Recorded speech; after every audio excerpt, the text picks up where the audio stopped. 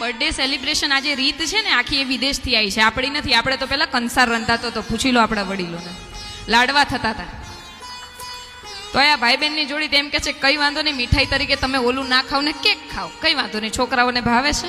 આપણે કંસાર બનાવીને માને ધરાવીએ અને બાળકો માટે કેક લાવીએ, એટલી છૂટ પણ આપી. કેમ કે વિવિધ ભોગ મર્યાદ, વિવિધ ભોગ ખરા પણ મર્યાદામાં.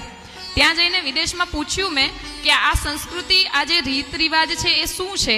તો ત્યાંના લોકોએ એવું મને જણાવ્યું કે અહીંયા આગળ બાળકોને એવું શીખવાડવામાં આવે છે કે blow the candle and make a wish. આ જે કેન્ડલ છે, આ મીણબત્તી છે, એને ફૂંક મારો અને પછી વિશ માંગો, પ્રાર્થના કરો આપણા ઈષ્ટને, આપણા ભગવાનને કે મારી આ ઈચ્છા છે તમે પૂરી કરજો.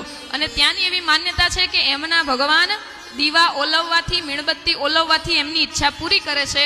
મારો પ્રશ્ન એ છે કે આપણા કયા દેવી દેવતા એ છે કે જે દીવો ઓલવી દેવાથી આપણી ઈચ્છા પૂરી કરે છે? કયા દેવી દેવતા છે?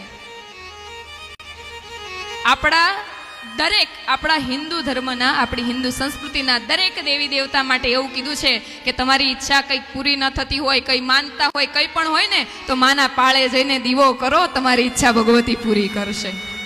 એક દીવાની દિવેટે માડી કરતી મારા કામ. ખાલી એક દીવાની દિવેટે ભગવતી કામ કરે છે. ને આપણે લોકો શું કર્યું?